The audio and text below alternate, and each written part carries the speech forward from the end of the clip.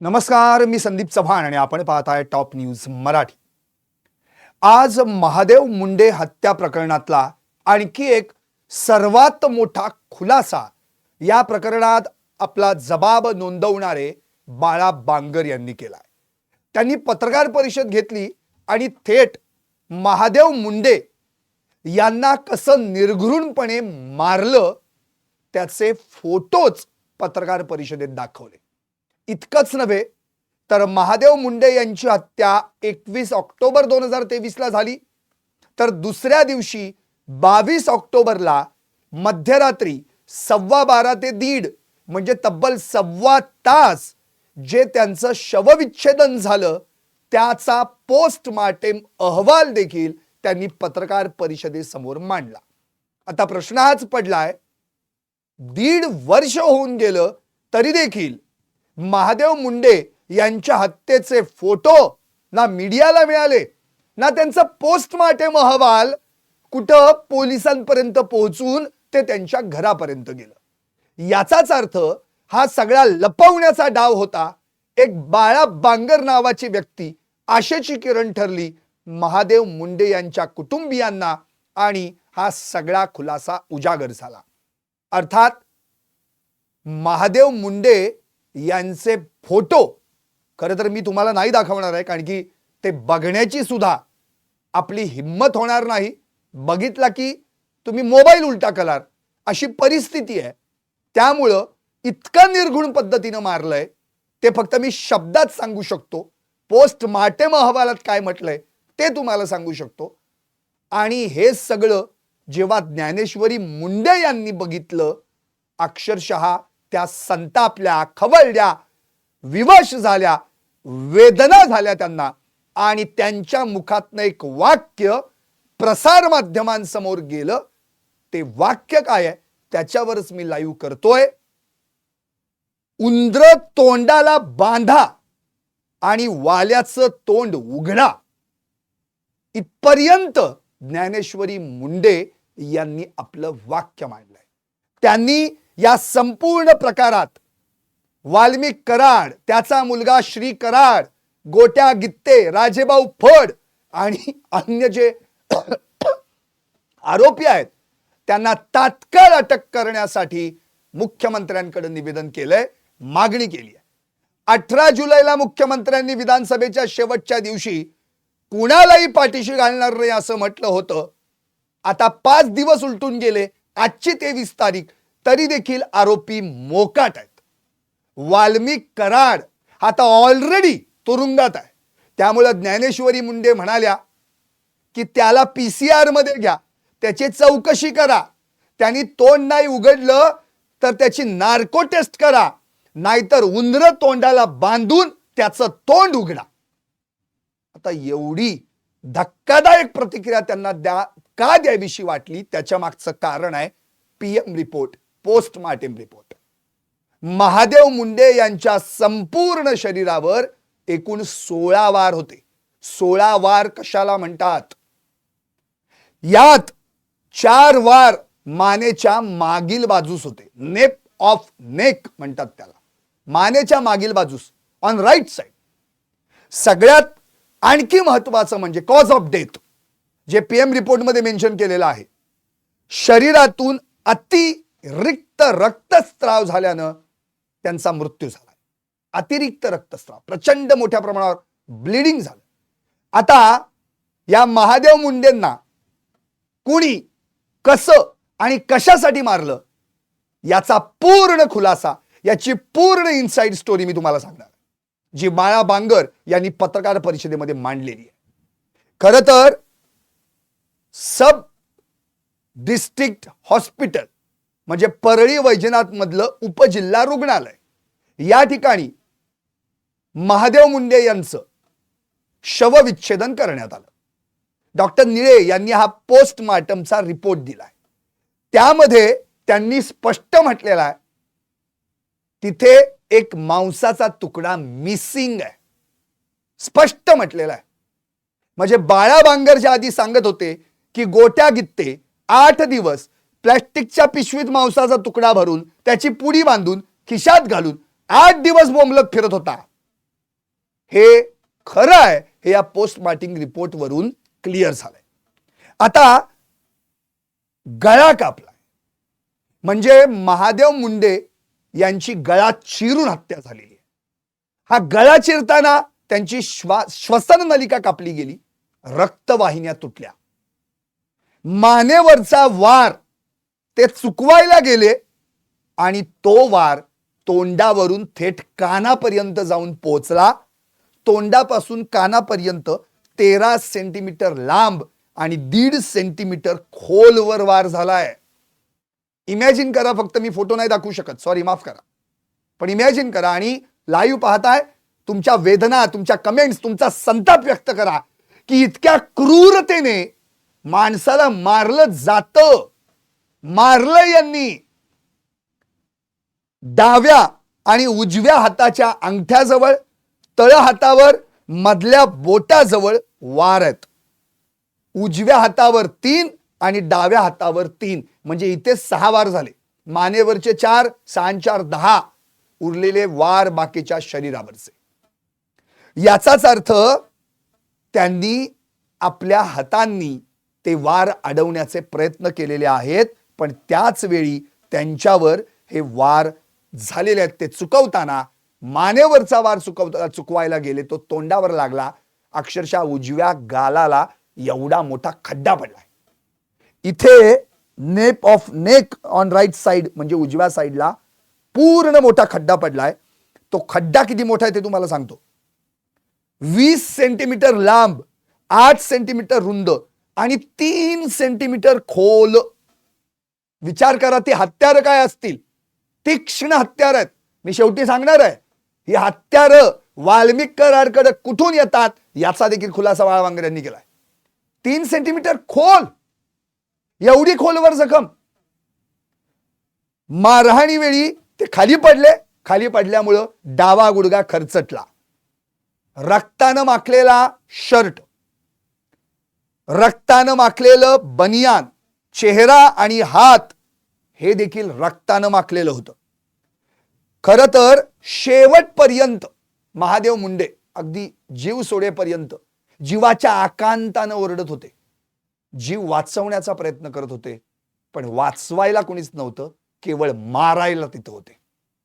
आता या सगळ्या गोष्टीचा पूर्ण खुलासाच मी तुमच्या समोर मांडणार आहे, जो बाळा बांगर यांनी मांडलाय. आज ज्ञानेश्वरी मुंडे यांनी अंतरवाली सराटीत जाऊन मनोज जरांगे यांची भेट घेतली आहे, त्याबद्दल पण मी सांगणार आहे. म्हणजे परवा मनोज जरांगे अंतरवाली सराटीतून 140 किलोमीटर अंतर पार करत या आपल्या बहिणीला भेटायला गेले, तिला न्याय मिळवून देण्यासाठी प्रयत्न करण्यासाठी परळीत आले. आणि आज ज्ञानेश्वरी मुंडे सहकुटुंब आपल्या मुलाबाळांना घेऊन 140 किलोमीटर अंतर पार करून अंतरवाली सराटीत गेले मनोज जरांगे यांची भेट घ्यायला. आता बाळा बांगर यांनी काय सांगितले ते सांगतो. महादेव मुंडे आपलं सगळं काम उरकून 21 ऑक्टोबर 2023 सगळं काम आपलं उरकलं. मुलं ट्युशनला सोडली होती, ती परत घरी आणून सोडली, खालच्या गलीत ते निघून गेले वगैरे. आणि ते जेव्हा पुढच्या काही कामासाठी जात होते त्याच वेळी हा वाल्या कराडचा पोरगा श्री कराडा, धाकटायला बावड्या म्हणतात, गोट्या गित्ते, तो राजेभाऊ फड आणि या जोडीलाच बाकीच्या आरोपांनी, जे आरोपी होते बाकीचे सगळे, या सगळ्यांनी त्याची रेकी केली, त्यांच्यावर पाळत ठेवली की आज याचा मुर्दा पाडायचा आहे. यांनी हे ठरवलंच होतं की कोणत्याही परिस्थितीत आज महादेव मुंडे यांना मारायचंय आणि त्यानुसार त्यांनी तो प्लॅन आखला आणि त्यांची हत्या केली. गोट्या गित्ते आणि श्री कराड खरं तर हे दोघही अजून मोकाट आहेत. तो गोट्या गित्ते तर मुळातच फरार आहे. तो गोट्या गित्ते याची नंतर हिस्ट्री मी सांगेनच तुम्हाला, पण मुळात या सगळ्या याच्यामध्ये म्हणजे जे मारताना हा जो काही सगळा प्रकार झालाय त्यावेळी यांनी पहिल्यांदा महादेव मुंडे यांच्या पायावर वार केला, जेणेकरून त्याला चालता येणार नाही, तो हतबल होईल. मग महादेव मुंडे अक्षरशः त्यावेळी विव्हळले, कारण की पायावर वार केलाय बोलल्यावर आता पळायचं तरी कसं. पुढे ते अडखळत चालत होते, चालताना जीवाच्या आकांताने ओरडत होते की मला वाचवा. माझ्या मुळात काय म्हणले, कोणी माणूस काय म्हणेल अशा वेळी, जेव्हा आपल्या प्रसंग जीवावर बेतलेला असेल तेव्हा. एक तर मला वाचवा, मला कशाला मारताय, माझी लेकरं बाळ आहेत. पण नाही हो, संतोष देशमुख हत्या प्रकरणात नेमकं हेच घडलं होतं.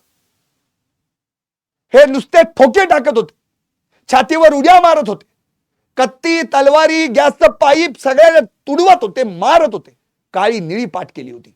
त्यावेळी संतोष देशमुख म्हणत होते मला सोडा. त्यावेळी त्यांचं एक मुखातलं वाक्य होतं, माझ्या गावासाठी मला सोडा, मी परत कुणाला काही सांगणार नाही. पण यांच्या डोक्यात नराधम आणि हे राक्षस सगळे, यांना काय सुचणार? यांना फक्त एकच कळाल, एकच फक्त असतं, मारणे. अशा वेळी देखील हेच झालं. महादेव मुंडेंच्या बाबतीत देखील हेच झालं. ते जोरात किंचाळत होते, मला वाचवा, मला वाचवा. आता ते जोरात ओरडतायत म्हणून या नराधमांनी त्यांच्या गालावर वार केला, उजव्या बाजूला. तो इतका भयानक आहे ना, मी फोटो नाही दाखवू शकत, इतका भयानक. तरी देखील त्यांचं ओरडणं थांबेना. मग मात्र या नालायक नीच नराधमांनी त्यांच्या नरड्यावर वार केला. तिथंच गळा कापला गेला, श्वसन नलिका कापली गेली, रक्तवाहिन्या तुटल्या आणि त्यातलाच मांसाचा तुकडा या नालायकांनी काढला. आता जे काही फोटो आहेत ना, ते फोटो जे बाळा बांगर दाखवत होते, ते अक्षरशः बघताना अंगावर काटा येत होता, म्हणून मी ते तुमच्यापर्यंत नाही आणले. खरं तर या सगळ्या प्रकरणात कोणत्याही परिस्थितीत आता या आरोपींना अटक होणं गरजेचं आहे.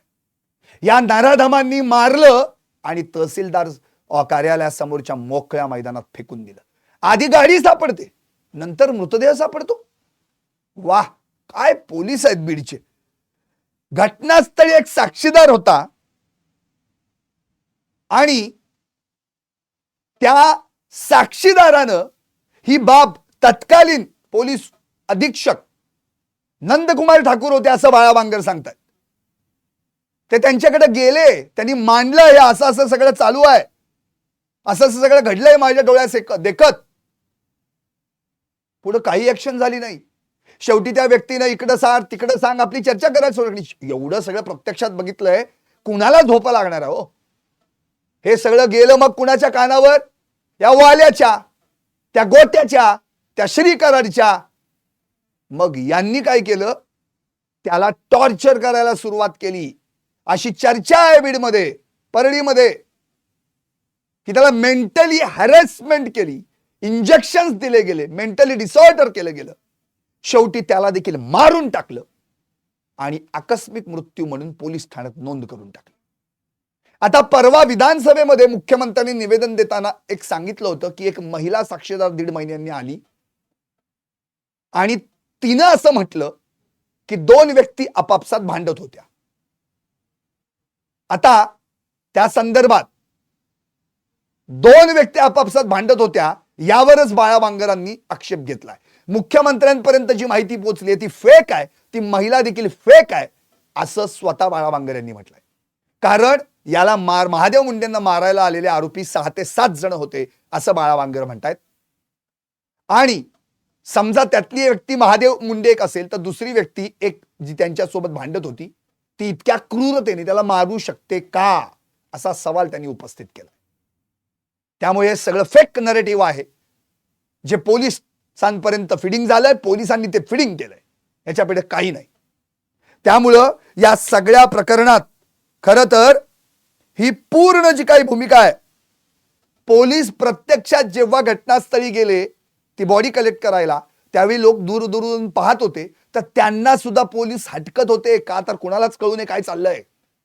बघा म्हणजे कसं मॅनेज केलं होतं सगळ्या वाल्यांनी. आता या वाल्याची दहशत त्यावेळी तर होतीच, आजही तितकीच आहे. खरं तर हे सगळं कुटुंब, जेव्हा या कुटुंबाला फक्त इतकंच कळलंय की बॉडी मिळाली आहे, त्याच्यानंतरची पुढची गोष्ट काय? पीएम रिपोर्ट कुठं आहे? किती आरोपी होते? कुणी मारलं? कशासाठी मारलं? अहो जवळपास 1.5 वर्ष लोटलं, 20 महिने झाले, पण त्या कुटुंबाला काही कळवलं नाही. आता हे एवढं सगळं घडलंय, पण या सगळ्या संदर्भात फक्त आणि फक्त वाल्मिक कराडचा इगो हट झाला एका छोट्याशा प्लॉटसाठी, आपल्या पोराला तो प्लॉट मिळावा यासाठी या महादेव मुंडेंना या सगळ्या नराधमांनी संपवलं. खरं तर यावेळी म्हणजे स्पष्ट बाळा वांगरांनी उल्लेख केलाय, कोंबडी कापतात ना तसा कापलं ओ महादेव मुंडेंना. ज्ञानेश्वरी मुंडे स्वतः म्हणाल्यात की बाळा बांगर यांनी जे सांगितलंय की ते त्या वाल्या कराड सोबत गाडीत होते, तेव्हा वाल्याला एक फोन आला होता आणि त्यावेळी त्याचा पोरगा त्याच्याशी फोनवरनं बोलत होता. तेव्हा तो म्हणत होता मला त्या महाद्याचा काटा काढायचा आहे. त्यावर हा वाल्या काय म्हणाला होता, तुझा बाप अजून जिवंत आहे.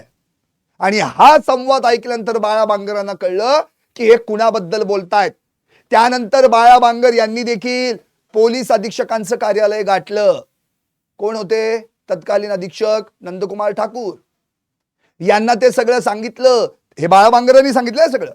त्यावर आपले ठाकूर साहेब म्हणाले, हे मला सांगितलं, इतर कुणाला सांगू नको, ती माणसं अशी आहेत तशी आहेत, त्यांच्या नादी लागू नको, इरेज करून टाक, काय डोक्यात आलंय ते, जे काय ऐकलेस फोनवरचं ते सोडून दे. आता हे सगळं सांगितल्यानंतर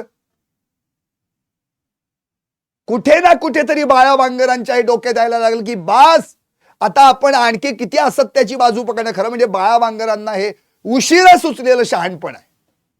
या 1.5 वर्ष जे आता म्हणतात ना मला काय व्हायचं ते होऊ देत,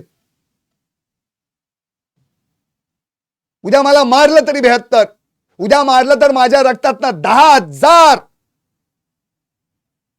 सगळे असे बाळा बांगर तयार होतील आणि लढा देतील. हे आता म्हणतायत, हे त्याच वेळी म्हणायला पाहिजे होतं त्यांनी.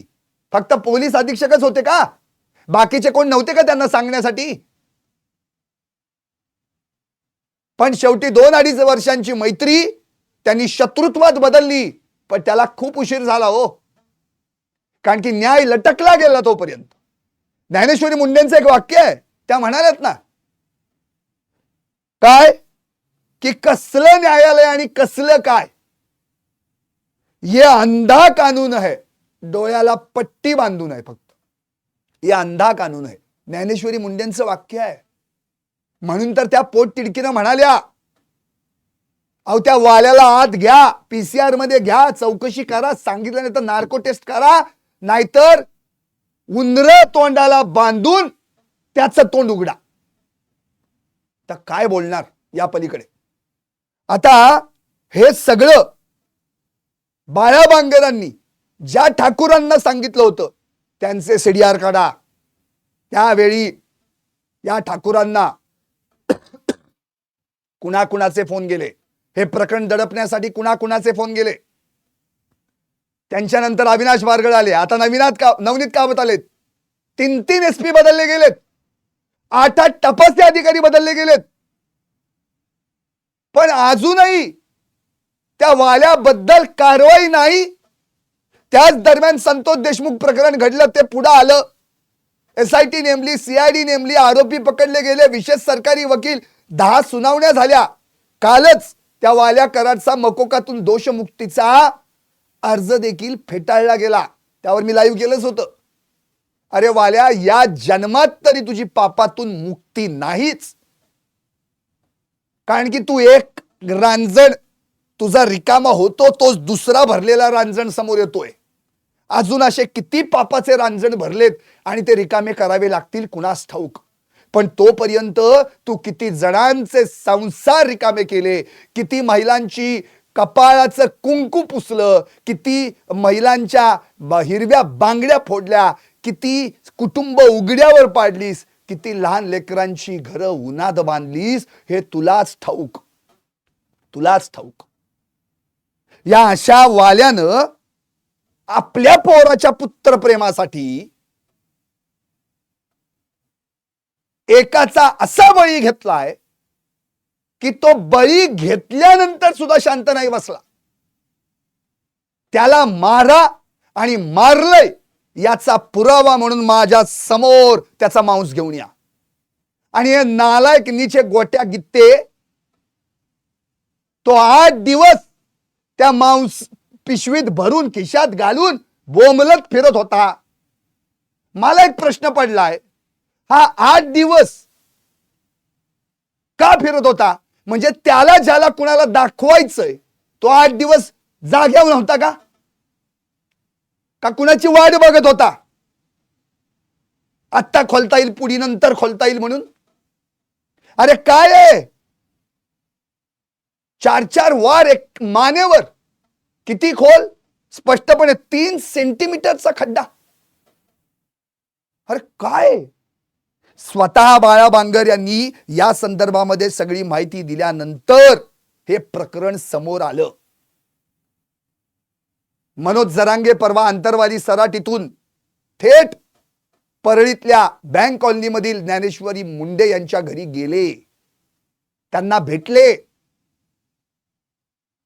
25 जुलैला परळी अंबेजोगाई या ठिकाणी रास्ता रोको होणार आहे. या संदर्भात ज्ञानेश्वरी मुंडेंचं माहेर कनेरवाडी आणि महादेव मुंडेंचं गाव म्हणजेच भोपला, या दोन्हीही ग्रामस्थांनी मिळून हे आंदोलन पुकारलंय.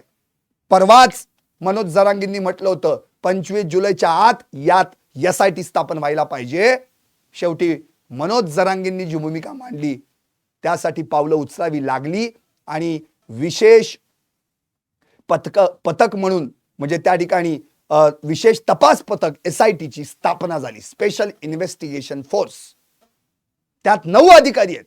पण आता बाळा बांगर यांनी काय म्हटलंय, यामध्ये कुणातरी IPS अधिकाऱ्याची नेमणूक असायला पाहिजे, जो प्रामाणिक आहे, त्याचा ट्रॅक रेकॉर्ड चांगला आहे, ज्याची पार्श्वभूमी चांगली आहे. कारण आतापर्यंत या प्रकरणामध्ये महादेव मुंडेंच्या तपासात जे 8 अधिकारी होते त्यातले 2 जण IPS होते आणि एक आत्ता अगदी अलीकडे ज्यांच्याकडे 5-6 महिने तपास होता, DYSP होते ते कमलेश मीना केजचे, ते देखील IPS अधिकारी. त्यांनी तपास हातात काय घेतला, लगेच प्रमोशन, बढती, चला बदली. आता बाळा बांगरांनी खुलासा केलाय की त्यांची तिथं नियुक्ती करणारा वाल्मिक कराडच होता. हे सुरेश धस यांनी कधीपासून सांगितलंय? संतोष देशमुख हत्या प्रकरणात जेव्हा ते प्रकरण ओपन झालं तेव्हा महादेव मुंडे प्रकरणात त्यांनी हे क्लिअर केलं होतं की कमलेश मीना आणि वाल्मिक कराड यांचा संबंध आहेत म्हणून. आता काय बोलणार? म्हणून बाळा बांगर म्हणतात नवनीत कावत चांगले आहेत, SP म्हणून चांगले आहेत. मनोज जरांगे सुद्धा म्हणतात नवनीत कावत चांगले आहेत, पण त्यांना जे फीडिंग करणारे त्यांचे खालचे अधिकारी आहेत ना, ते त्यांना मिसगाईड करतायत, असं बाळा बांगरांचं पण मत आहे, मनोज जरांगेंचं पण मत आहे आणि सुरेश धस यांचं पण मत आहे. आता काय बोलणार सांगा? आता या सगळ्या प्रकरणावर खरं तर एकतर पोलिसांनी फक्त 302 एवढंच कलम लावलंय, फक्त 302. अहो त्यांना किडनॅप करून नेलंय ना कुठेतरी, ते कलमच नाहीये. आरोपींची संख्या किती दाखवली माहितीये पोलिसांनी? सतीश फड हे जे ज्ञानेश्वरी मुंडेंचे भाऊ आहेत, म्हणजे महादेव मुंडेंचे मेवणे, ते म्हटले आरोपींची संख्या पोलिसांनी किती दाखवले? 1, आणि ती पण काय, अनोळखी अज्ञात व्यक्ती. बाळा बांगर म्हणतात एकूण आरोपी आहेत 6. आता बॉम्बलायचं का? म्हणजे या सगळ्या प्रकरणात स्वतः बाळा बांगर म्हणलेत, जे पहिले तपासी अधिकारी होते सतीश फडपण म्हणलेत, PI सानप, त्यांनी अवघ्या 2 दिवसात हे आरोपी डिटेक्ट केले होते, त्यांचे नंबर काढले होते. पण त्यांच्यावर दबाव आणला या वाल्यानं, हे नाही हे आरोपी करायचे म्हणून. त्यावर सानप यांनी मी तसं करणार नाही म्हटलं आणि बदली स्वीकारली. त्यांचे काढा ना CDR. अहो इतका दिवस लागतात का त्यांना इथं बोलवायला? 20 वर्ष? असं कुठं काय आउट ऑफ कंट्री पोस्टिंग आहे का त्यांची? दुसरे आले भार्गव सपकाळ, त्यांनी तर अवघ्या 2-4 दिवसातच काढलेले, परत नंबर डिटेक्ट केले, झालं त्यांची बदली झाली. म्हणजे चाललंय का, या प्रकरणाला जो हात घालतो एक तर तो बदलीवर जातो किंवा बढतीवर. म्हणजे या सगळ्या प्रकरणामध्ये निश्चितपणे 100% गोलमाल आहे आणि हा गोलमाल घालणारा हा वाल्या आहे. आता या सगळ्या प्रकरणात नुसती SIT स्थापन होऊन चालणार नाही. बघा अंजली दमाने तर स्पष्ट म्हटलेले आहेत, ज्ञानेश्वरी मुंडेंनी काही मदत मागावी आम्ही मदत करायला तयार आहे, हे प्रकरण पण आम्ही उचलून धरणार. तिकडे स्वतः ज्ञानेश्वरी मुंडे म्हणाल्या अहो, मी धनंजय मुंडेंना देखील आवाहन केलं, मी पंकजाताई मुंडेंना देखील आवाहन केलं, मी लक्ष्मण हाकेंना देखील आवाहन केलं, मी मनोज जरांगेंना पण आवाहन केलं, पण जरांगे मात्र इतक्या लांबून मला भेटायला आले. धनुभाऊ इथंच आहे तो. मी तर परवा त्याच्यावर स्पेशल लाईव्ह केलं होतं. जरांगे दादा भेटून गेले. धनुभाऊ तुम्ही कधी भेटणार? अहो, 5 मिनिटांच्या अंतरावर बँक कॉलनी. मी तुम्हाला पत्ता पण दिला होता. कुणी लिहून घेतला की नाही कुणास ठाऊक, माहित नसेल तर मुंडे साहेबांना तो पत्ता द्या. 5 मिनिटांच्या अंतरावर अवघं 2 किलोमीटरचं अंतर आहे जगन्मित्र कार्यालय ते बँक कॉलनी. आता ज्ञानेश्वरी मुंडेंनी पुन्हा एकदा आवाहन केलंय धनंजय मुंडेंना. काय की धनंजय मुंडे साहेब, तुम्ही म्हणता ना वैजनाथ प्रभूच्या आशीर्वादानं मी आहे, मग आता तिसरा डोळा उघडण्याची गरज आहे. तो तिसरा डोळा उघडा आणि स्वतःहून पुढे या. असं स्वतः लाडक्या बहिणीने तुम्हाला हाक मारलीये, साथ घातलीये. भले आमचं ऐकू नका तुम्ही, ज्ञानेश्वरी मुंडेंचं तरी ऐका. आता त्यांनी स्पष्टच सांगितलंय, ज्ञानेश्वरी ताईंनी या माऊलीने सांगितलंय 25 तारखेपर्यंत हे सगळे अटक व्हायला पाहिजेत. 25ला रास्ता रोको तर होणारच. मी 1 महिना दिलेला SP साहेबांना. नंतर आंदोलन इकडं तिकडं नाही, डायरेक्ट SP कार्यालयावरच होणार. त्यामुळे आता स्वतः या प्रकरणात SP साहेबांनी लक्ष घातलं पाहिजे, हे अत्यंत गरजेचं आहे. आता मनोज जरांगे आणि ज्ञानेश्वरी मुंडे यांची भेट. परवा भाऊ बहिणीला भेटायला आला, आज बहीण भावाला भेटायला गेली. कशासाठी माहितीये? अहो, सगळं सांगायला बघा. अजून इतकं प्रकरण घडलेलं आहे मोठं. माझा नवरा मेलाय, माझ्या मुलांचा पती, माझ्या मुलांचे वडील गेलेत, माझ्या सासू सासऱ्यांचा मुलगा गेलाय, पण अजूनही एक पत्नी म्हणून माझा या प्रकरणात साधा जबाब देखील नोंदवून घेतला नाही पोलिसांनी. आता सांगा, जबाब सुद्धा ज्ञानेश्वरी मुंडेंचा घेतलेला नाही. लेखी जबाब तर सोडा.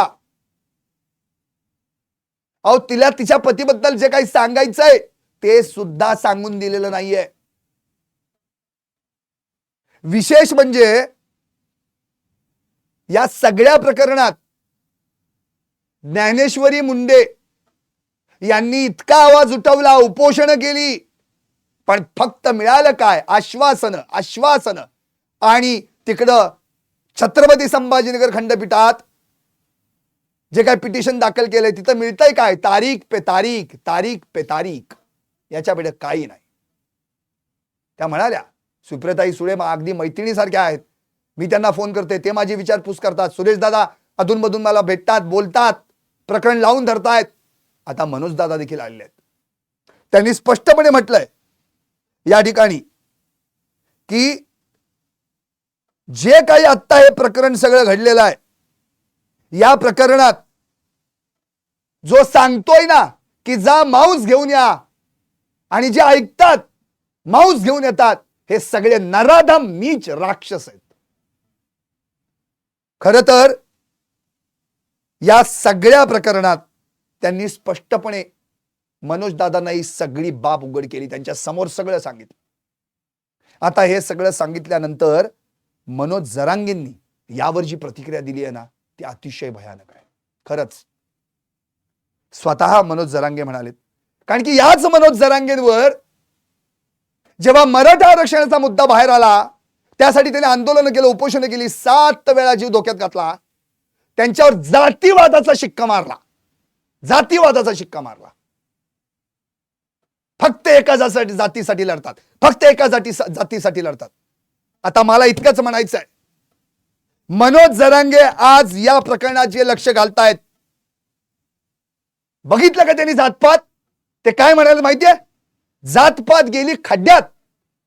इथं माणूस खड्ड्यात पडलाय, ती माणुसकी खड्ड्यात गेली आहे. तिला वर काढण्यासाठी मला एक माणूस म्हणून हात द्यावाच लागेल. त्यांनी कळकळीची विनंती केली आहे, बीड जिल्ह्यातल्या सगळ्या लोकप्रतिनिधींनी एकत्र यावं आणि हे प्रकरण धसास लावावं. या प्रकरणासाठी ज्ञानेश्वरी मुंडेंच्या मागे उभं राहावं. त्यांनी स्पष्ट म्हटलंय, कारण की त्यांच्यावर फक्त एकाच जातीचं असं म्हटलं जात होतं. आता त्यांनी क्लिअर केलंय. इथं जातपातीचा काय संबंध? अहो त्या माऊलीला कळतंय पण आपल्याला कळत नाहीये. काय म्हणाली माहितीये ती माऊली? अरे जन्माला आले तेव्हा काय पोटावर लिहिली होती का जात? मी मराठा, मी वंजारा, पोटावर लिहिलेली का? का धर्म लिहिला, मी हिंदू, मी मुस्लिम, का कपाळावर लिहिलं होतं? म्हणून तर मी मागे म्हणत होतो, अरे जातात जात नाही, तिला म्हणतात जात. कधी विझणार ही जातीवादाची वाट? सळसळत असेल तुमच्या हृदयात माणुसकी धर्माची पात, तर एक ना एक दिवस जरूर होईल या जातीभेदाचा निपात. पण हा निपात करण्याची ताकद माणसानं उभी करायला पाहिजे. आपण जातीपातीत अडकून पडलो. काय संबंध आहे? मनोज जरांगे मराठा, ज्ञानेश्वरी मुंडे परळीत राहतात, त्यांनी बघितलं नाही जातपात, आले ना धावून, आले ना धावून. आणि या वाल्यानं तर जी काही माणसं मारलीत ती त्याच्या समाजातली पण, दुसऱ्या जातीतली पण, दुसऱ्या समाजातली पण. याचा अर्थ या वाल्याकडं जातीपातीला स्थान नव्हतं. या वाल्याला फक्त पैशाचा माज होता. पैसा पाहिजे, पैसा आंदो आंदो, फक्त पैसा आंदो. येऊ देत. राखेतनं पैसा, वाळूतनं पैसा, खंडणीतनं पैसा, प्रॉपर्टीतनं पैसा, जमीन लुटून पैसा, याला मारून पैसा, त्याला मारून पैसा, प्लॉटिंग मधून पैसा, पैसाच पैसा. काय मिळवलं? पैसा करता करता करता इतरांना उघड्यावर पाडलं, इतरांची घरं उजळवली, मारलं त्यांना. कुठे घेऊन जाणार होतास एवढी ही सगळी पैसे भिशे? कुठं? म्हणून जरांगेंनी तर मुख्यमंत्र्यांनी आवाहन केलंय. ते म्हणाले, जेव्हा माझ्या मोबाईलवर महादेव मुंडेंना मारलेला फोटो आला, मी मोबाईल उलटा केला. नाही बघू शकत, मी नाही बघू शकत. आता त्यांनी मुख्यमंत्र्यांना आवाहन केलंय, मुख्यमंत्री साहेब फक्त तुम्ही महादेव मुंडेंचा फोटो बघून दाखवाच. नाही डोळ्यात पाणी आलं तुमच्या तर म्हणाल ते हरीन. स्वतः जरांगे म्हणाले, स्वतः जरांगे, लिहून ठेवा हे वाक्य. स्वतः जरांगे म्हणाले, स्वतः त्यांनी स्पष्टपणे सांगितलेलं आहे की मी फोटो बघितल्यावर मोबाईल उलटा केला, मी तर तो फोटो नाही बघू शकत. हाच फोटो महादेव मुंडेंच्या लेकरांनी बघितला असेल, आपल्या बापाचं काय व हिम्मत होऊ शकते का त्यांना ती दशा पाहताना? त्या माऊलीचं काय, जिचा पती होता तो, तिला काय वाटलं असेल तो फोटो बघून? काय वेदना झाल्या असतील. म्हणजे या ठिकाणी त्यांनी स्पष्टपणे म्हटलेलं आहे की फडणवीस साहेब फक्त फोटो बघून दाखवावा, डोळ्यात पाणी आलं नाही तर मुख्यमंत्री साहेब तुम्ही सांगल ते करू. तर काय बोलणार यावर? अहो इतकी क्रूर हत्या होऊनही आरोपींना अटक करण्यासाठी एवढे दिवस कुणाला वाचवलं जातंय? अहो रामायणात सुद्धा आपण राक्षस पाहिले, महाभारताच्या काळात सुद्धा राक्षस पाहिले, पण असे क्रूर राक्षस नराधम कधी पाहिले नव्हते. माणूस मारल्यावर सुद्धा त्याच्या मांसाचा तुकडा काढून पिशवीत ठेवून तो बोंबलत फिरायचं, कधीच पाहिले नव्हते. इतकी नीच प्रवृत्ती, विकृतीचा कळस आहे. अरे ज्यांनी सांगितलं आणा तुकडा बघायला तो तर नालायकच होता, आणि ज्यांनी आणला तो नीच नालायक. अरे काय झोपा कशा लागल्या असतील 8-8 दिवस जर खिशात घेऊन मेलेल्या माणसाच्या मांसाचा तुकडा सोडा, स्वतःहून मारलेल्या मेलेल्या माणसाचा तुकडा, मांसाचा तुकडा. कुठं पोचली ही विकृती माणसाची?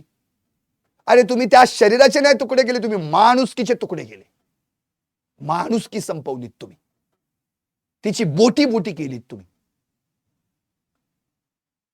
बघा काय म्हणजे त्यांनी स्पष्टपणे म्हटलेलं. आता जरांगेंनी, मुख्यमंत्री साहेब, नवनीत कावत साहेब त्यांना आवाहनच केलंय, तुम्ही आता कुटुंबाला विश्वासात घ्या आणि आतापर्यंत काय तपास होतोय, कुठे चाललाय ते सांगा.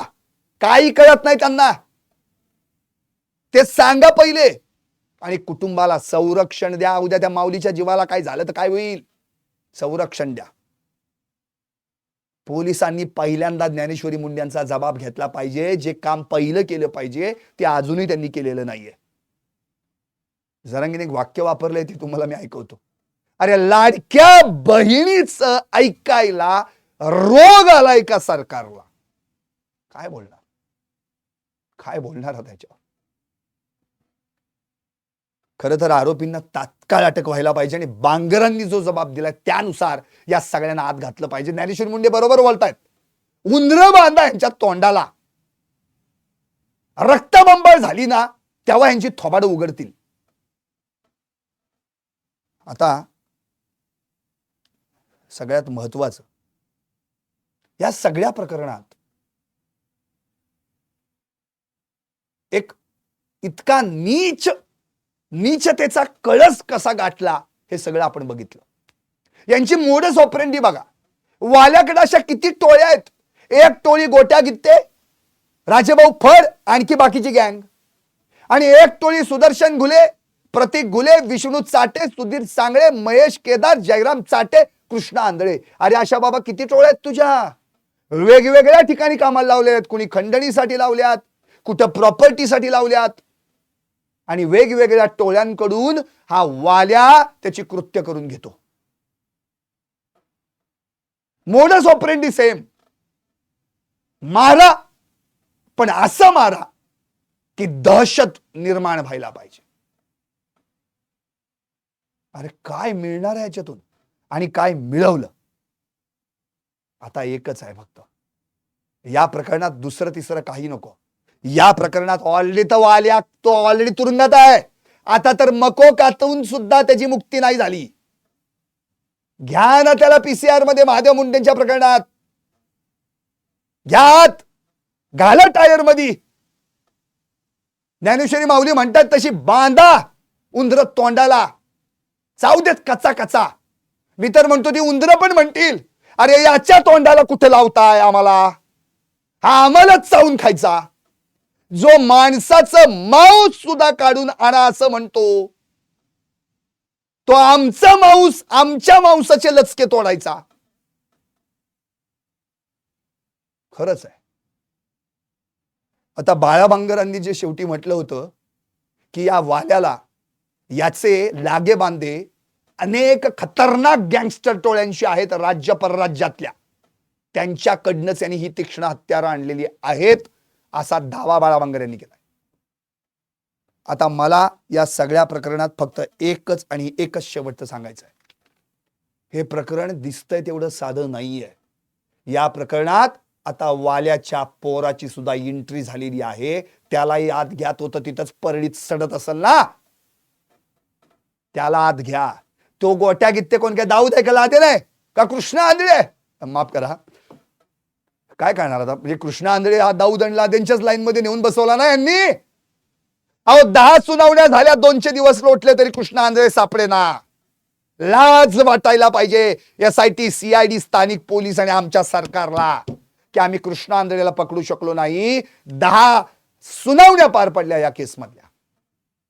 हा गोट्या गित्ते 30-35 गुन्हे त्याच्यावर दाखल. 30-35 गुन्हे. जेलमध्ये घातला तरी पळून गेला, तडीपार झाला, परत आला, परत उद्योग केले. वाल्याच्या ताफ्यात पण तोच, सहदेव सातबाईंना मारताना पण तोच, महादेव मुंडेंना मारताना पण तोच, बापू आंधळेला पण मारताना तोच. अरे काय चाललंय काय? घ्या त्याला आत घ्या.